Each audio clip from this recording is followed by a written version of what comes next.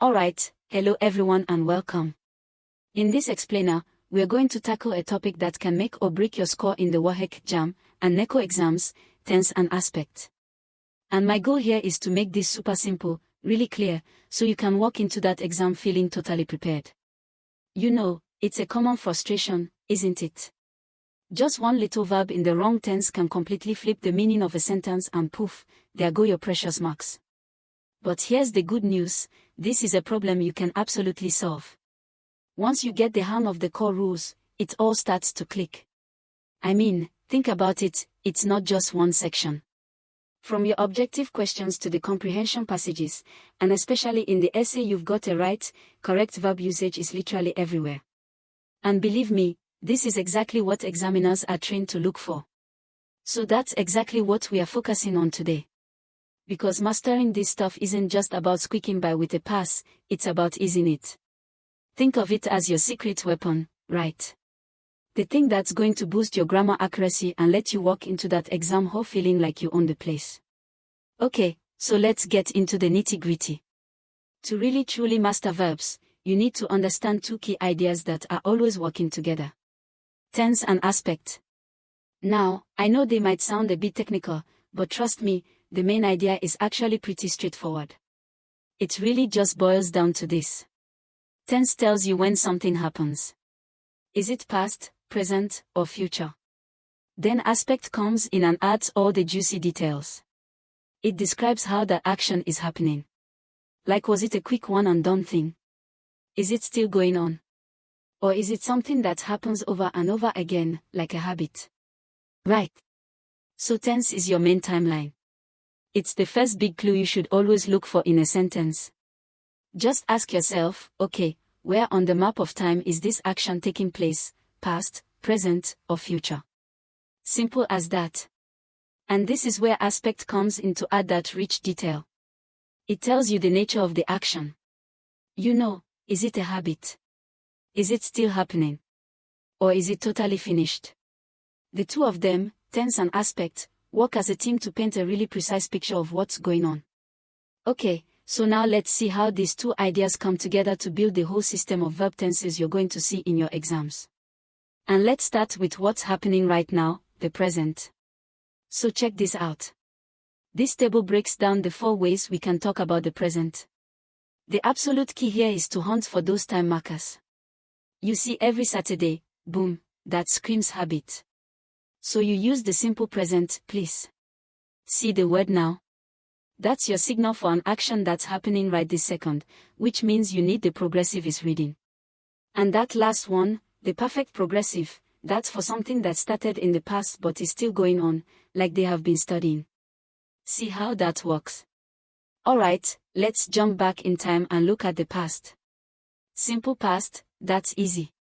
It's for an action that's done and dusted. Ngozi visited Lagos. But check out the perfect aspect. When you say I had eaten before the exam started, you're talking about 2 things that happened in the past. Using had eaten makes it crystal clear that the eating happened first before the exam even began. That's the real power of the perfect aspect. It helps you put events in the right order. And last but not least, let's look to the future. A simple future action is just I will travel. But what if you want to describe something that will be in progress at a specific time in the future? Well, that's when you use the progressive.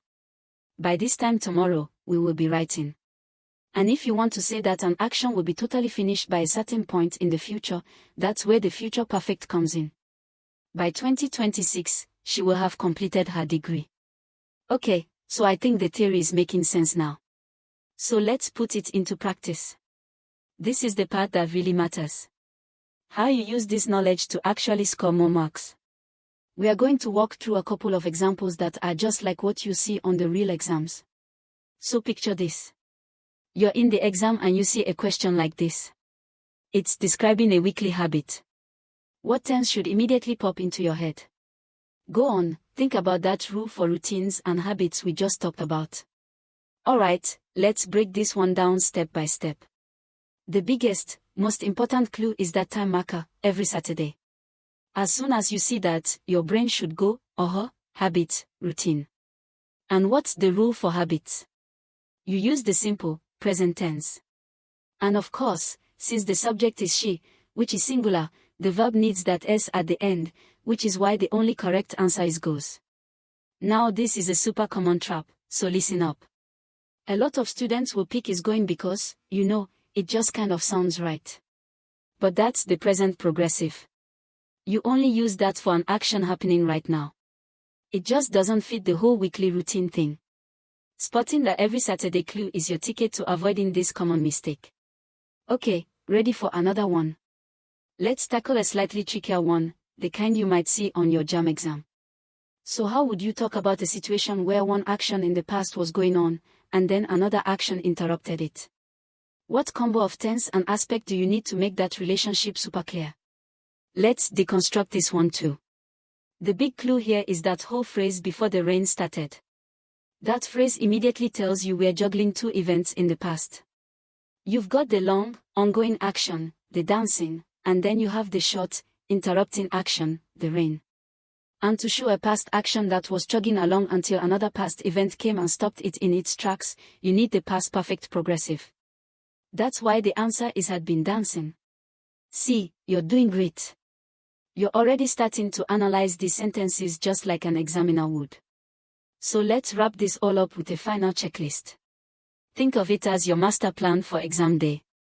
Honestly, if you can just lock these key takeaways into your brain, you'll be ready to handle almost any tense question they throw at you.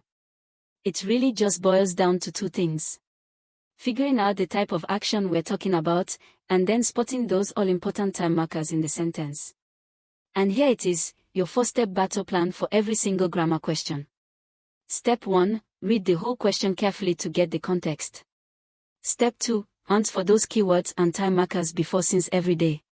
Step 3, always double-check your subject-verb agreement.